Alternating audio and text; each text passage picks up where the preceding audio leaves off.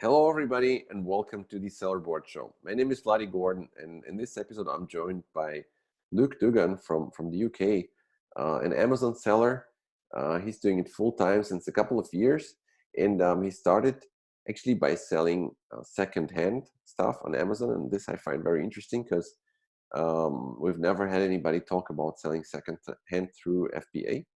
And then he moved into retail arbitrage, online arbitrage. Now he's starting his wholesale business in the UK on Amazon. So we're going to talk about all those models and how they work specifically in the United Kingdom. I know some of you guys are familiar with those in the US, and now we'll just kind of compare them and get perspective on the UK. And I think that's a very interesting market. So this was very interesting for me. I hope you'll find this interview useful as well.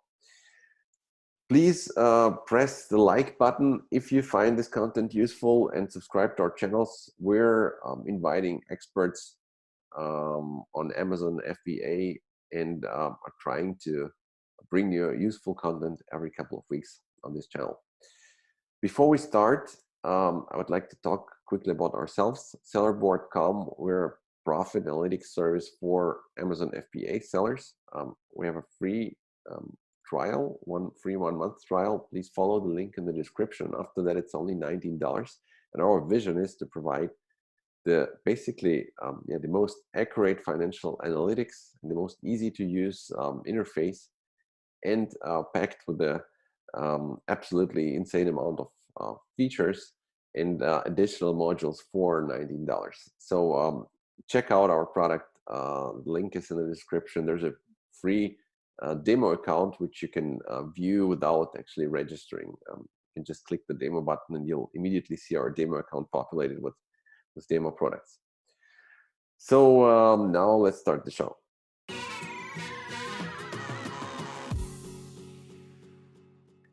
Hey Luke, thanks for joining us. How are you?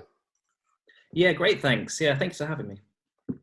Thanks. So tell us, how did you end up in this Amazon universe? Like what have you been doing before, and how was your path to Amazon? Even from when I was maybe like 15 and 16, I was playing around with online websites and like affiliate side of things and sort of selling, but it was all just off my own sort of instincts and not really any knowledge or understanding of anything that was going on.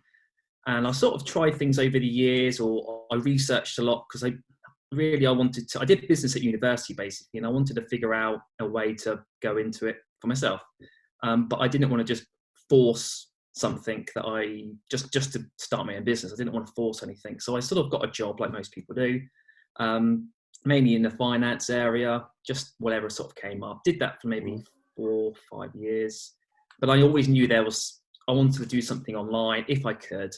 And over the years, I sort of researched things, looked on that, I knew you could sell on Amazon as like a third party seller. I didn't really understand it. And then slowly but surely I looked at private label, and then this is all sort of on YouTube, and also people that were already doing it. And then I looked at sort of reselling on YouTube, and just kept watching hours and hours of videos.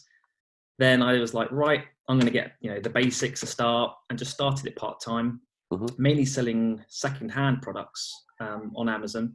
Because if you find the right items, there's a lot of demand for sort of older things that maybe not necessarily vintage as such, but just older things that people want to go back to, maybe like old consoles or games, like sort of Super Mario and that sort of thing.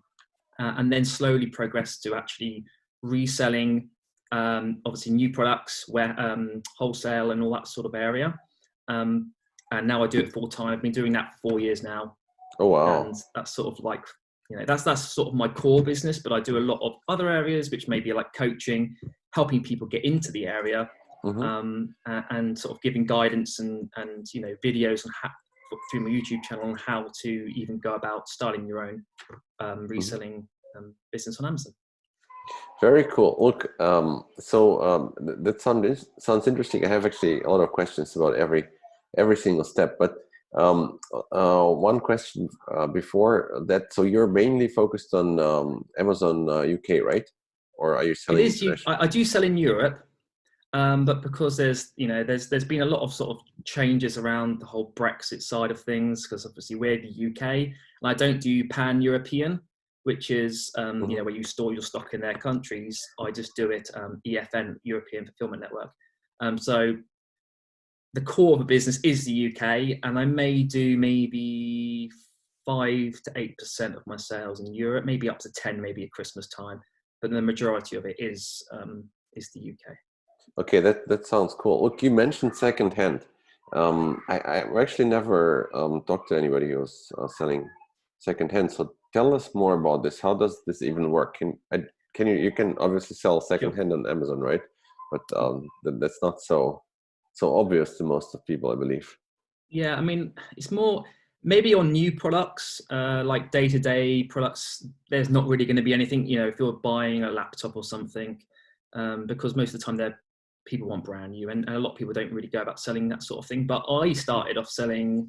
I was going on, like something like Facebook Marketplace, and looking for things that I knew about, which was like video games and that sort of thing from my childhood. So I sort of knew what they were, what was the best out of the bunch. And I was almost putting a massive list through of places to collect, and I was going in doing a big day's worth of like different stops, collecting lots of secondhand goods that I put a bid in that I knew was sort of worth it. I would compare on Amazon what I could make in terms of profit compared to the items I was buying, and as long as that was making me some money, I would collect them from the house. So I'd normally go and collect it, just drive down, maybe even a day trip, collect it up. List them all on Amazon as secondhand, and do it that way. Because if you actually look at sort of older products, maybe like Super Mario, some of the Nintendo DS or the Nintendo 3DS, which are slightly older versions, because obviously the Switch is the sort of newer one. There's a lot of secondhand games that you can pick up, you can sell for much cheaper than brand new, and a lot of people don't mind, because it's still the game. It's not going to change anything in terms of that. So you can buy it for a couple of quid, sell it for 10, 12 quid, but actually brand new maybe £24.99 in pounds, sorry. And you're able to make some decent money. But then it's not massively scalable, because it's a lot of time commitment involved. So over the years and the months, I've sort of transitioned through to the more online side of things, where I'm working from home. Okay, so you're not doing it anymore at all, right? No, I'm not. But I do know there are successful, booksellers, and they've been doing it many years. I went to an event not long ago, like an online arbitrage summit, UK. This guy organised it, and there was a speaker, and he sold used books, and that's all he would sell. And the fast sellers he would send to FBA, and the slower sellers he would just do merchant, and he would have a sort of a bookshelf at his home. And he could actually make thousands of % ROI return on these products, because he built up a good knowledge of what books he could pick up from charity shops, is what he mainly did, and then we'd flip it onto Amazon. So tell me, how does this second-hand thing work on Amazon? Is it just like the new products, but you need to tag them as second-hand, or is there anything else? It's pretty much, it's quite simple. You when you list the product, it mainly selects it as new, I believe. When you go to so what you do is you're piggybacking on the listings that are already there more than creating a listing, because most of those items already exist. And then you will select used or used. So there's different options. There's like new, good, average. I think I haven't looked for a long time, but you select the sort of quality. And then you select the price, and you can still use reprices to reprice these sort of things, but you're able to really, there's not always a lot of competition, because people don't necessarily, that isn't the first thing that a lot of people go to. And because of the quality as well, you can get almost like new products, but you're able to sell it for half the price of a new product.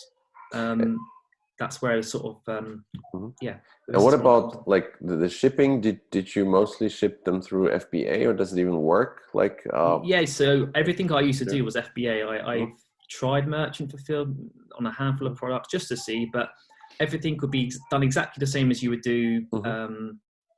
It literally would just say on the barcode label that you put on, it would just say used instead of new. Okay. Yeah, everything else is exactly the same. Okay, interesting. And I assume the fees are exactly the same, right?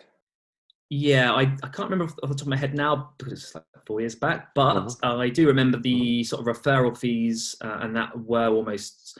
I think on some of the items it was half, but I think that was more for the category than it was the because it was actually a used product. Okay, very interesting. But like, I mean, it would be, I guess, a very scalable idea if you find a way to source these items online, like on eBay or something like this. Yeah, I'm sure there are ways. There are, there must be, like anything, you put your mind to it, you can find a way to do it. And there were people that were looking to, you could ship, you could get people to ship. You could probably scale it, because you could then move on to stuff like eBay and get secondhand stuff off eBay, where it's slightly more expensive. But if you were doing volume, it's like anything. Do enough volume, you can sort of bring your margins down a little, and you could scale it. Okay, so let's move on. And then you moved on basically into reselling. And what kind of reselling? Is like online arbitrage or retail arbitrage or? Yeah. So from the second hand, I then moved to retail arbitrage. It just seemed to be how it was done, the transition. And I actually got really into it. I sort of, like anything, you got a good knowledge base of how it works, how to do it, where to go. And I even do trips. You can go away for a couple of nights and you just drive and do a big, route, which is quite fun as well. Gets you out of the house and stuff. And over the years, because obviously the capital built up, there's only again, with one person, there's only so much you can buy in a day almost. It's very difficult to spend £2,000, £3,000, £4,000, or even up to 10. When it comes to Q4, I could be spending 20 and 30, and those sort of numbers they don't really work with retail arbitrage, but the profits are higher. So, it depends on what your goals are as such. If you just do it part-time, which, there are people that do it, they might work on the week, they do that on the weekends, then that's great. And the people that want to do it a bit more full-time and push on from there and even move away from Amazon later, or, move into private label, really, most people would move to the online arbitrage side, just literally buying online somewhere, and you make the margin in between, where you can sell it on Amazon for more. Yeah. Okay, a couple of questions about retail arbitrage. So for those who don't know what this is basically buying goods offline at a discount, maybe at a local store, and then sending them to Amazon to sell them through FBA. And then you need a sort of a process how to find a good deal. So there's an app. Amazon provides an app which you can use to scan a product, and it will tell you what's the retail price on Amazon, and then you can kind of see if it's worth to buy this. But one question that we get very often is in invoices. So sometimes Amazon, depending on what you're selling, if you're selling like branded products, you might want to or might need to show them an invoice just to prove that it's an authentic product. So did you have such requests from Amazon? How did you solve it? I've never had that before, but I do. I have a Facebook group, and a lot of people do post questions, even if they're just more curious. And it is quite important to keep sort of a very like professional receipt management. Almost, you've got to be very vigilant in that sense, because it's very easy to lose your receipts. Definitely when you're buying it from a store, but you can a lot of the time. I know many people that have used the receipts from, let's say, Tesco's or a supermarket, and that has been fine. But like Amazon, with anything, you do find there are instances that people, in one scenario, provide something, and then someone would do exactly the same in another scenario, and it doesn't always pan out the same. But it is the same as like online arbitrage and that sort of sense. But as you move towards that way, you are able to get more professional invoices. Because you're able to get it off sort of the head office, rather than I think a lot of the retail receipts, you have to go to that specific store if you want to get like a proper VAT invoice and that sort of thing. So it's a lot more time, intensive. Yeah. But in general, like if you shop offline in the UK, you get an invoice in the store. You'll get the receipt, but you can go and request. You basically go to the customer services and say what you're looking for. Okay, you can give them your company address and say and they normally will go in and they take that receipt and they basically give you a professional. Okay, I got it. All right, and then you moved to online arbitrage. How does this work? Basically, sourcing goods online and selling them on Amazon through FBA. For those who don't know, but like how does this work in UK? So what's the process? Yeah, so there's many there's no exact way to do it, but roughly it will be you will go and find. So there's a lot of like sourcing softwares and services that you can subscribe to, or you can just do manual copy and paste. Just go to one website, find a product. Maybe it's on sale, maybe it's 50% off. So at Christmas, because it's been Christmas, there's been quite a lot of good offers and sales on. You'll find some products. You'll then compare it to Amazon.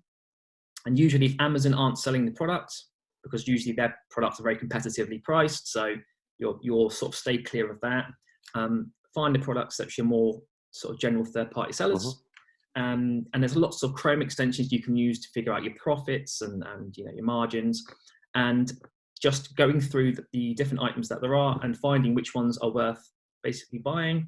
You get them delivered to your house if you work from home, or you can use a third-party prep center where they label it and prep it for you, and then send it in on your behalf, or you'll send it into FBA.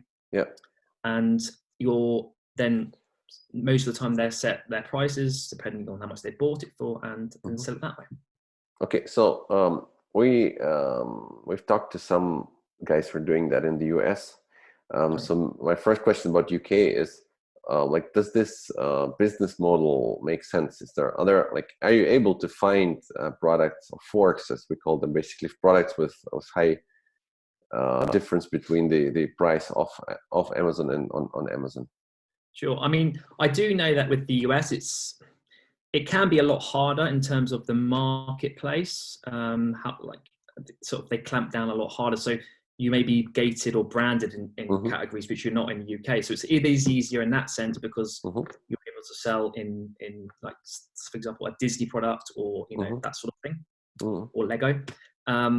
But then so you are able to sell Lego or Disney without any additional. Yeah, for me, I can sell pretty much everything. There are the odd item I come across now and then, but it is harder. The newer your account is, the more gated you are in products, but it does get ungated over time. So it's a lot slower now than it used to be.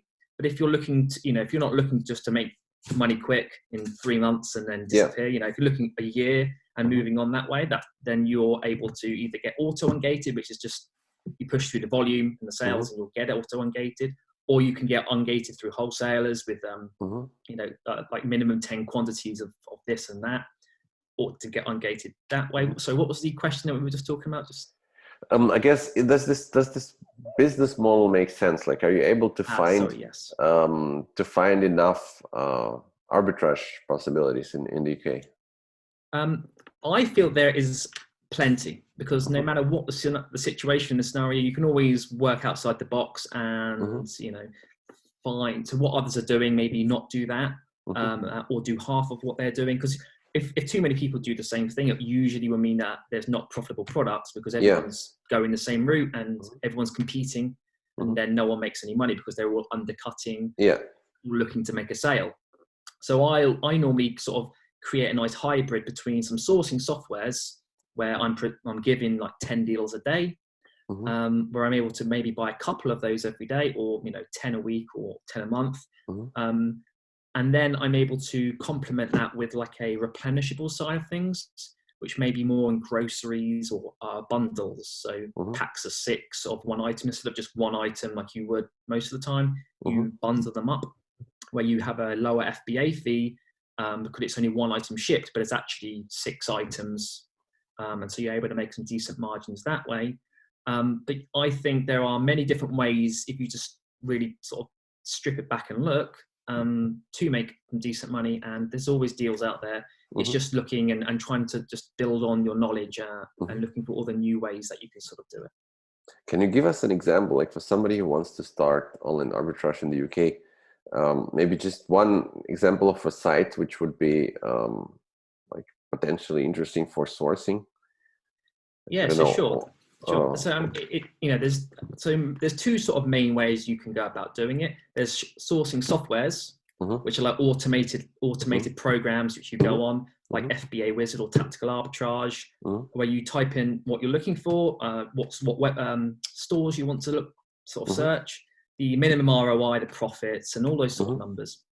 And you run a scan, and it basically compares Amazon and compares the stores. Yeah. And it tries to find matches, and then you can go and do your analysis. Do you need to specify a category there, or maybe even give it a list of products, or does it do it on? It can be as in depth as you want in terms of your critique, or it can be as broad as you want, and it can be, search 10 websites, and you don't even type in your ROIs or anything, and you just see. But then there are sourcing services where they give you like online arbitrage deals or fast track FBA, where they give you 10 deals a day, or you can use like coupons or tokens to unlock deals that you can't see what the product is sometimes, but you can then see the profits and do it that way.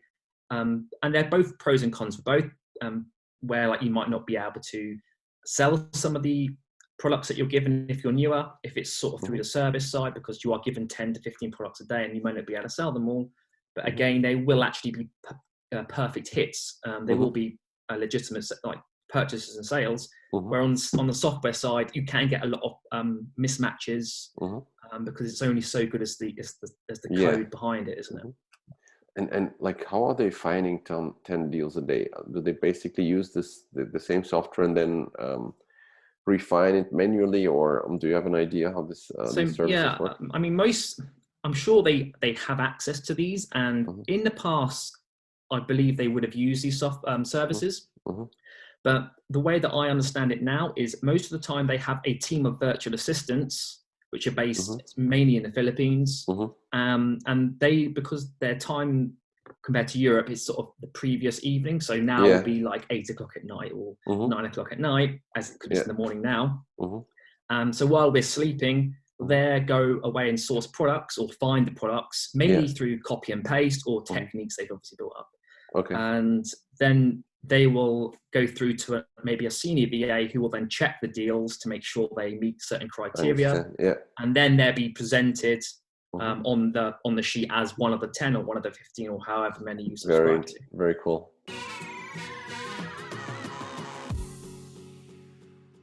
We know like some guys are sourcing on Walmart in the US, but can you name maybe a couple of big online shops in the UK where you can typically source such things?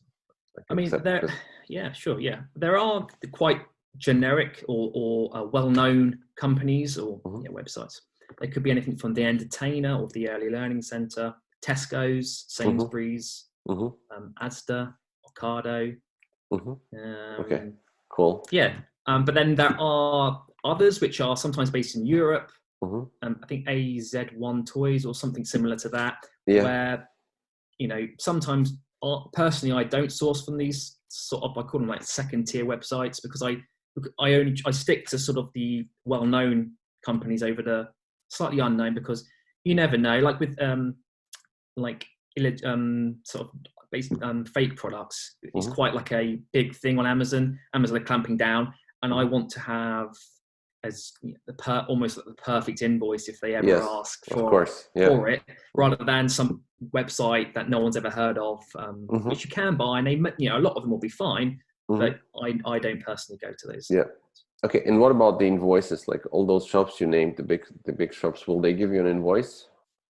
Yeah, sure. So you will find that there are times that because they expect you to be a normal customer, just a retail customer, they do question what you're actually after. But if you buy legally, they have to provide you a VAT invoice, unless it's under a certain value, but this is more like accountancy stuff. And I've not had any problems. And what I do normally every week or every month, I'll go through my purchase log, where I've got the order number and all that sort of thing, and I'll batch send the customer services for each company the kind of a commercial invoice is usually what I'll call it, and they will send through within maybe a week all the commercial invoices that you'll find. I've not personally, not that I can remember, had any issues because as far as I know, they legally have to provide it to you. Okay, so I think this is a difference to the US, because if you buy in Walmart in the US, for example, they not they won't provide you an invoice by default, but in UK, and actually in the rest of Europe as well, they must provide a VAT invoice. And if you're buying something, you can provide your address, right? And you can just type in your company name there.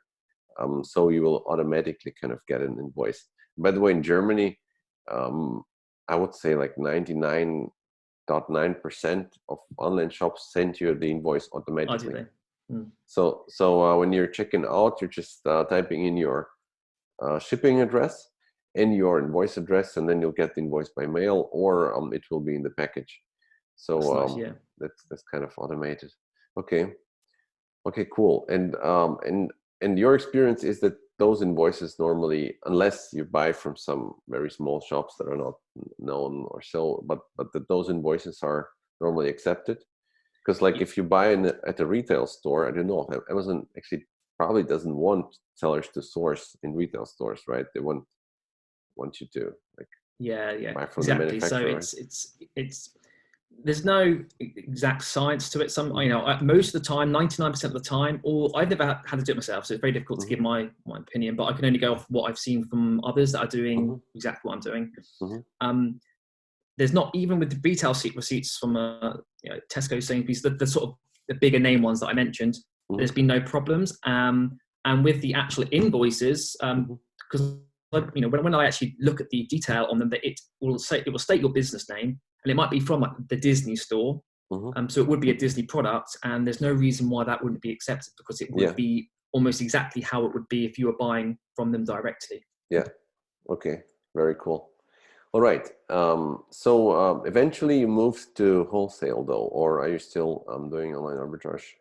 I'm getting my sort of foot in the door on that side of things, because that is, if you're looking to build, you have two options. A lot of people will get to the online arbitrage side, build up their capital, and then they will go either to private label or usually to wholesale, or they're hybrid wholesale with an online arbitrage, because you can't always get the spread of products to sell. It's more obviously bulk. But I'm going to go the wholesale route. And the reason I haven't done it over the years is because I've not needed to. But it is, if you're not looking to just to do it as a short-term, more of a short-term business model, that is the most safest and scalable side of things. Because once you've got the capital, you're able to make the bigger purchases on the orders, and obviously your margins are higher because you're buying it for cheaper. But you've got to have a decent chunk to be able to buy multiple lines. And at the moment, I've not needed to, because I've been able to find so many deals as I am. But it's like any market, things change. A lot of companies in the UK have been closing down the last couple of years. That used to be great for online arbitrage, and they've literally gone into administration. So as the years progress, you have to be very progressive as well in the way that you're going about it, and not just stick to what you know. Yeah. Okay, so tell us, like, what is wholesale? I mean, we kind of know what wholesale is. Basically, you're buying products in big quantities from a supplier or from the manufacturer, and then selling them on Amazon. But like,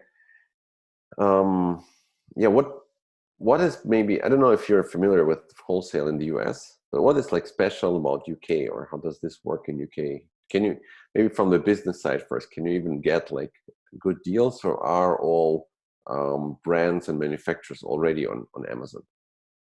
So I know a lot of people that do wholesale quite well, and they've been doing it for years, and they'll get pallets and pallets every week of different products, and it could be something as simple as like Nivea or Simple, where they're just bundling it up, or some soaps. Because those sort of things, they do sell really well on Amazon, but a lot of people do overlook them sometimes. It's just because it's not something you would necessarily go and look for until you actually sort of see it. But there are many people that sell exclusively wholesale, and it's relatively, I wouldn't say it's easy, because a lot of the time they want a business to be VAT registered to show that you're like a legitimately larger business, rather than someone that has £500 in their pocket, because they want a sort of a longer term relationship. So it's slightly harder to get into it from the get-go, from the very, very start. But I do know people that have talked about it, and there are businesses that supply you, and you can do relatively small orders, and you don't have to be VAT registered. But it's very much a closed book in terms of where to go to these wholesalers, because a lot of them are not. It's sort of not talked about, because if you tell everyone where your wholesaler is, everyone will sell that product. So that is a lot more secretive in that sense than it is sort of with online arbitrage, where it's quite open. Everyone knows where the best places are. But yeah. So where should somebody start if they want to do a wholesale business? Is it like a product I need to search, or a supplier? It's more. Do you mean the products to sell? Or where? Yeah. The way that I would go about it is I transition the knowledge from online arbitrage. I will always check who is selling the product. So most products, it could be 6-pack of soap, a branded soap or something like that. That's a sort of thing, or that I would expect to be at a wholesaler, where you buy them individually, but you could bundle them up and polybag them up. But there are brands or manufacturers that do come on the listings, and it is their product, because they are trying out selling on Amazon. And I would say if the name of if the brand product owner appears on the listing under, so I'll always just go to new and search every company to check that they aren't selling it themselves. It should usually mean that they are not using Amazon as a point of sale, and they are happy for people to purchase through a distributor or a wholesaler and do it that way. And that's where I go about it. And there are, there's many different ways to sort of get into it. There's like a wholesale business event that normally is in Birmingham every year, and there are magazines that you can subscribe to which are around that sort of thing. And it's a lot more. There's a lot more research to do at the beginning, maybe going on Google and YouTube. But it's like when I started with online arbitrage, I didn't know anything, but after a month of researching, I was able to to get into it, and that will be the same for wholesale. But I haven't done enough myself to fully grasp how to fully do it, so I don't want to go into much more detail. Okay, I understand.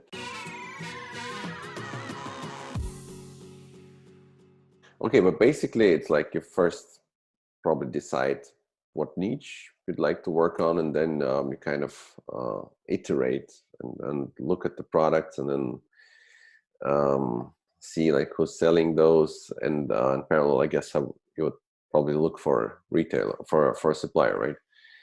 I mean, the way I would do it, or the way I'm going to be doing it, is I will look at two aspects of it. I would look at seasonality, because when you're not doing private label, a lot of it will come on to seasonality. But then there are products that are what I like to call replenishables, meaning you can sell all year round. It could be fairy washing up liquid. Everyone needs to wash the dishes. Yeah. And there could be stuff to do with Valentine's Day and all that. So there are sort of two areas. There are seasonality products, maybe toys for Christmas, and there are more like general brands, maybe groceries and / beauty, soaps, shampoos, and those two are the sort of not necessarily brands as such.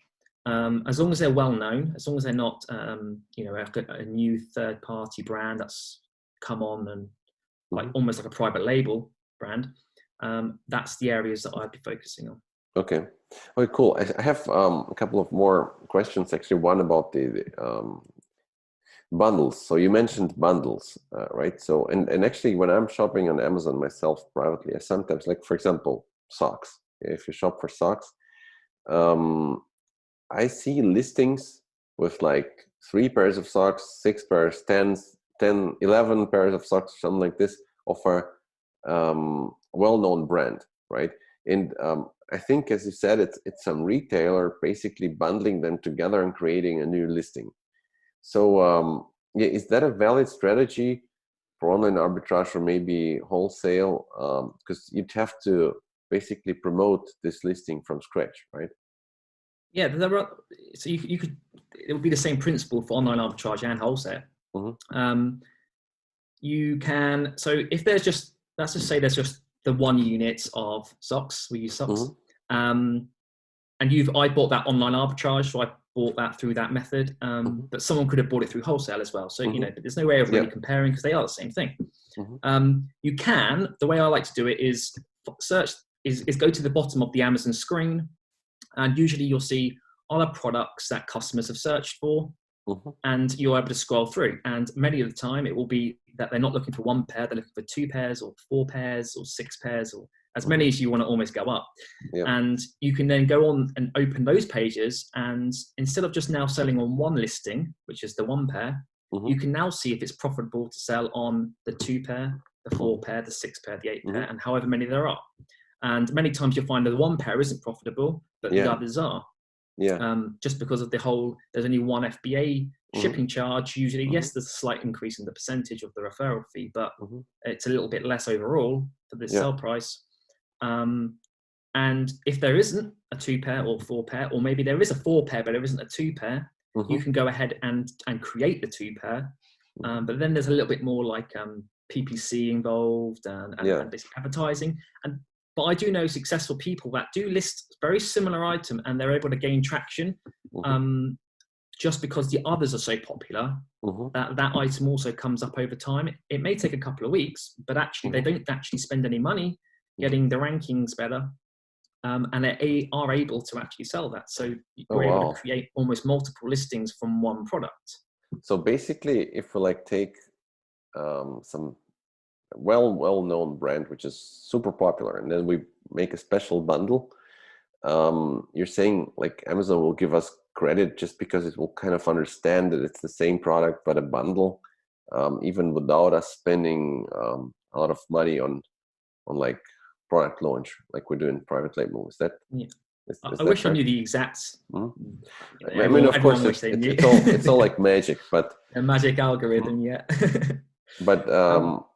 But I know people that create listings, or they bundle up listings, which what I mean by that is not just creating a 2 pair, 6 pair, 8 pair, or whatever it will be. They're getting maybe the socks, and then maybe they're getting the gloves, and then maybe they're getting the hat, and then they're creating a bundle version of a multiple product listing.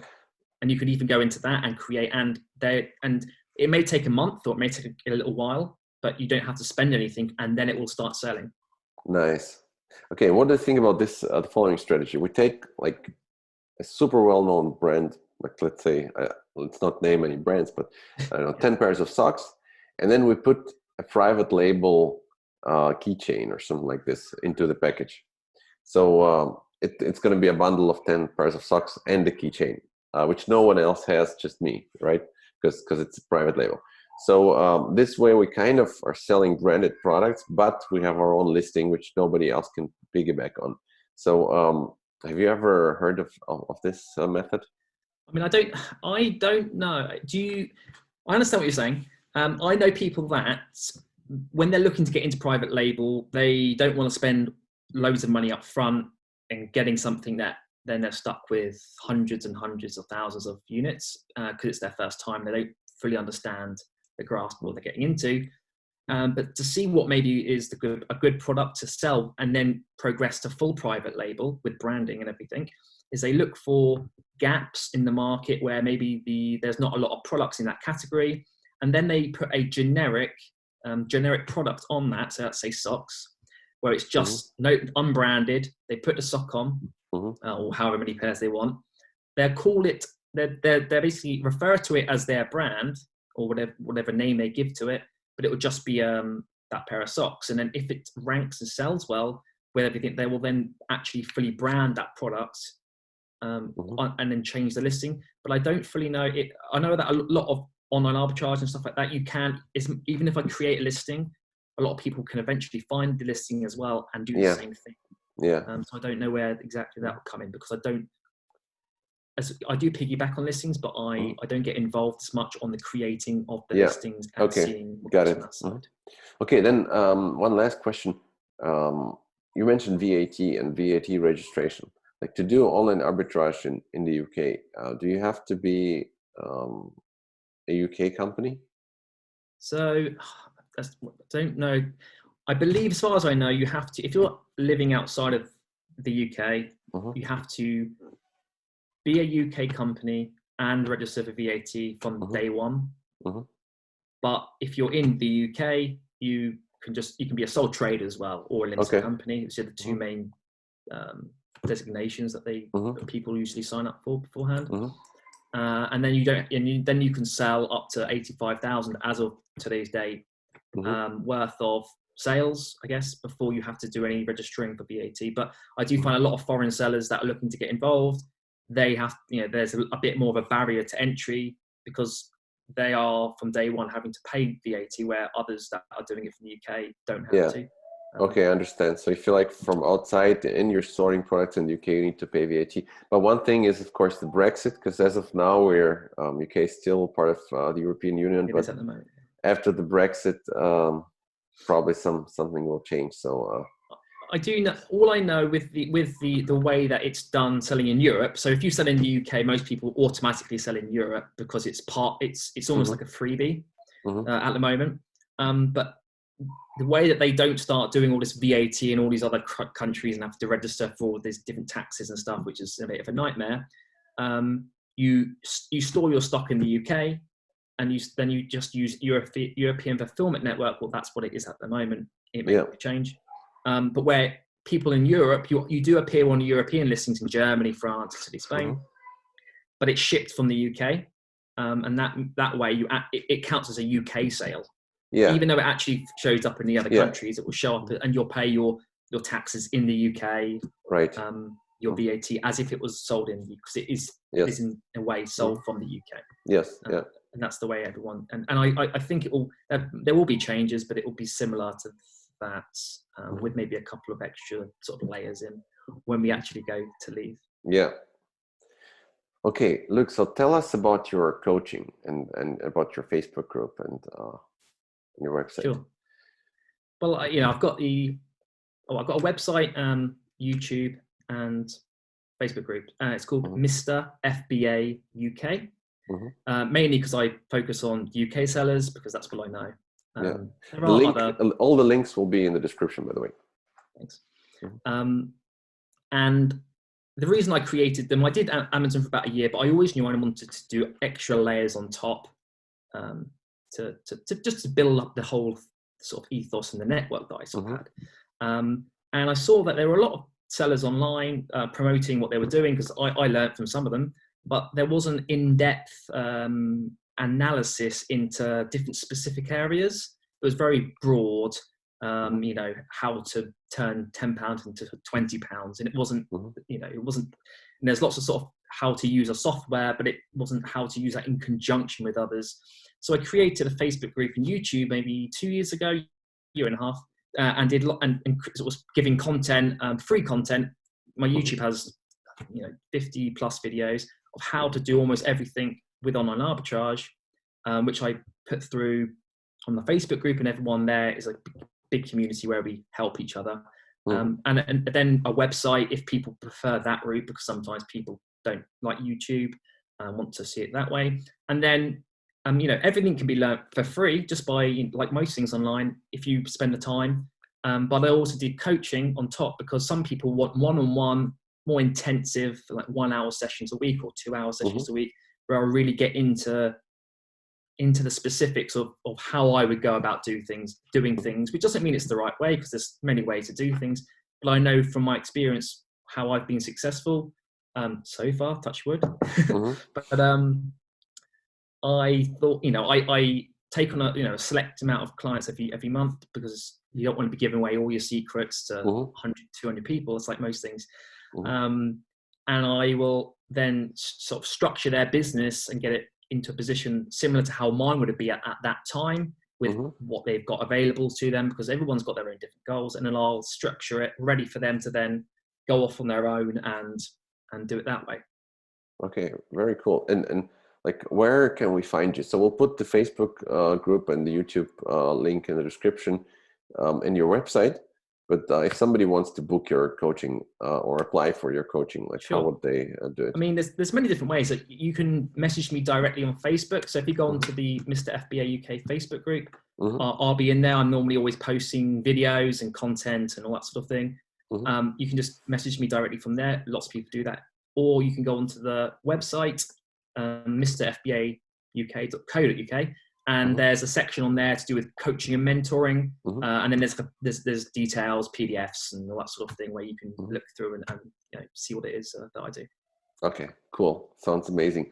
Thanks so much. It was very interesting, and I believe also very new for our channel because we didn't have too much content on UK so far. So thanks so much, and good luck with your business, Luke. Thank you. Cheers. Have a great day. Bye-bye. You too. Bye.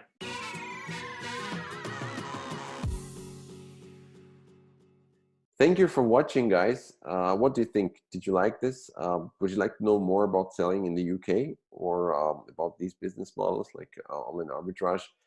So let us know and post your questions or comments below. Also, if you like this video, then don't forget to press the like button and to subscribe to our channel. And I'll see you guys in a couple of weeks. Bye-bye. Take care.